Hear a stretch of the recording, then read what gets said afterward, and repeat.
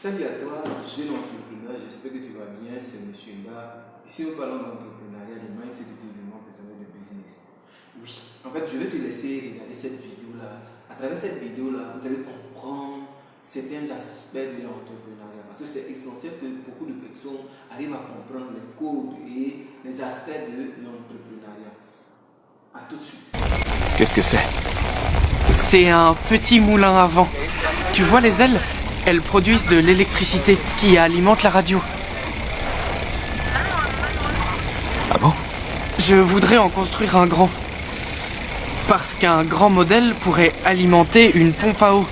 Et ça veut dire que même pendant la saison sèche, si on veut faire un modèle beaucoup plus grand, j'aurais besoin de quelque chose pour entraîner les ailes. Pour le faire marcher et entraîner les ailes, j'aurais besoin de ton vélo. Tu as vu ce qui se passe autour de nous? Tu as vu que des gens meurent un peu partout? Oui, et ça pourrait aider tout le monde. Je ne veux plus voir cet objet stupide, tu entends? Mais papa... Je t'ai dit que je ne voulais plus voir cet objet stupide! Avec les uns, ce sont des rêves. Et avec les autres, ce sont des mensonges. Moi, je ne rêve pas, papa. Je te promets que je ne rêve pas.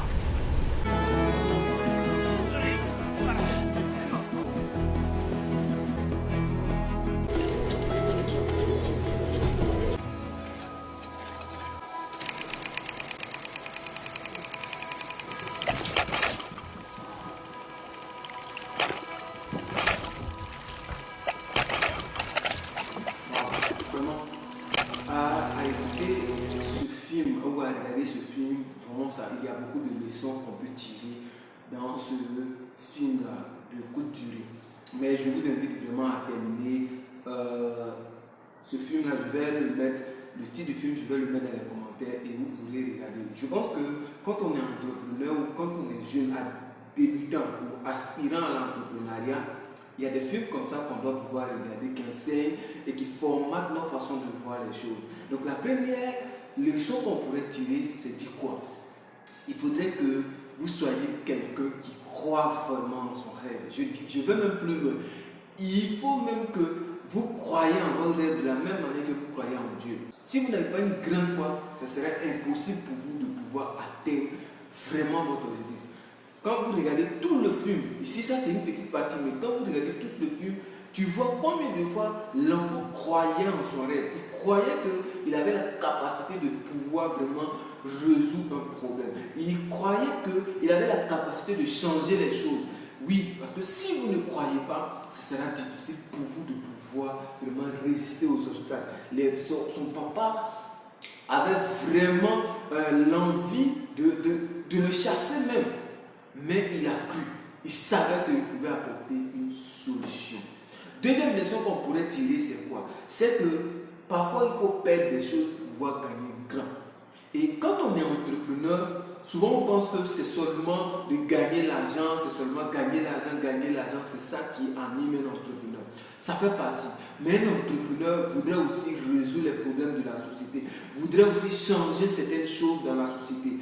Beaucoup de personnes ont eu des frustrations. Certaines inventions qui ont eu lieu dans notre siècle, c'est que beaucoup ont eu des problèmes. Et ils se sont dit, mais ce problème-là, comment je fais pour le résoudre? En fait, que toutes les personnes qui rencontrent ces problèmes-là vraiment puissent vraiment être à l'aise. Et donc, parfois, il faut vraiment sacrifier le peu qui est là.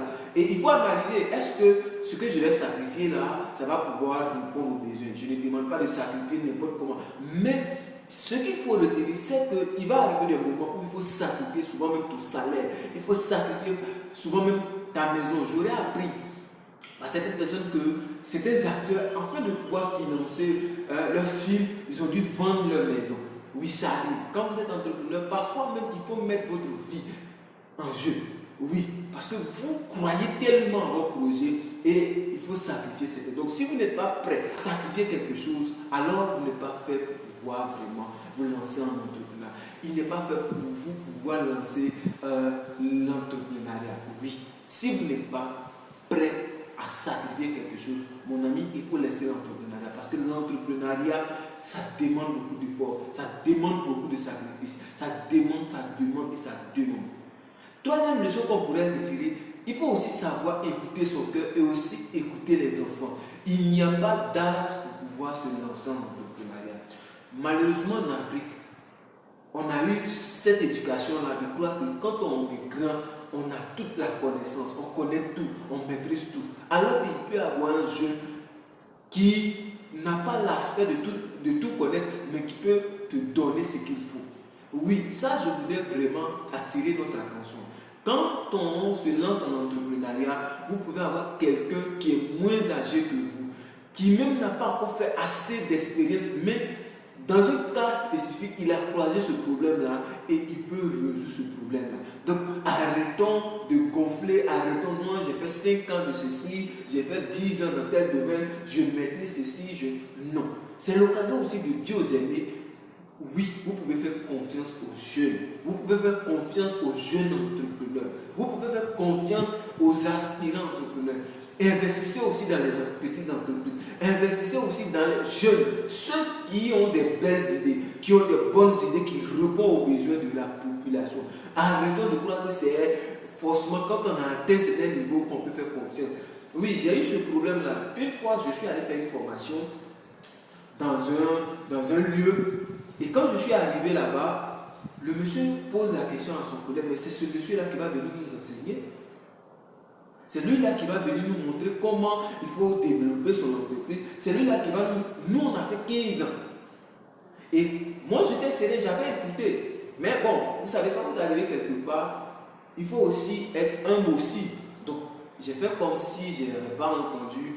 J'ai dit, mais il faudrait que ce que je vais donner à ce monsieur-là, vraiment puisse changer son point de vue. Et quand on a fini la formation, il est venu, il m'a dit, vraiment, je te demande pardon parce que j'étais sous-estimé. Je pensais que tu étais un petit là qui ne pouvait pas apporter grand chose. Vraiment, la formation que tu as donnée, elle est de bonne qualité. Et il faut que tout le monde puisse vraiment écouter cette formation, puisse vraiment suivre cette formation-là. Donc, je veux dire à certaines personnes d'arrêter de minimiser des gens parce qu'eux, ils ont fait tel nombre d'années, ils ont fait tel nombre dans tel service, donc ils maîtrisent tout. Donc, il faut apprendre à faire confiance aux jeunes. Il faut apprendre à faire confiance à des choses.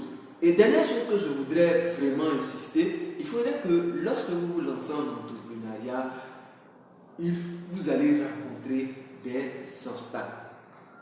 Oui. Lorsque vous vous lancez en entrepreneuriat, vous allez rencontrer des obstacles. Des personnes vont douter de vous. Des personnes vont penser que vous ne pouvez pas. Des personnes seront en train de vous dénigrer. Des personnes vont penser que non, vous n'avez rien à faire. Vous êtes là pour bavarder. Vous avez constaté, lorsque l'enfant a exposé son idée, le premier obstacle, c'était son papa. Son papa a dit, ce qu'il est en train de dire là, ça ne sert à rien, il n'y a pas de sens. Et c'est toujours comme ça. Chaque fois qu'on vous lancez dans un business, vous allez voir des gens qui vont se moquer de vous. Ils vont sous-estimer votre idée. Ils vont sous-estimer votre entreprise.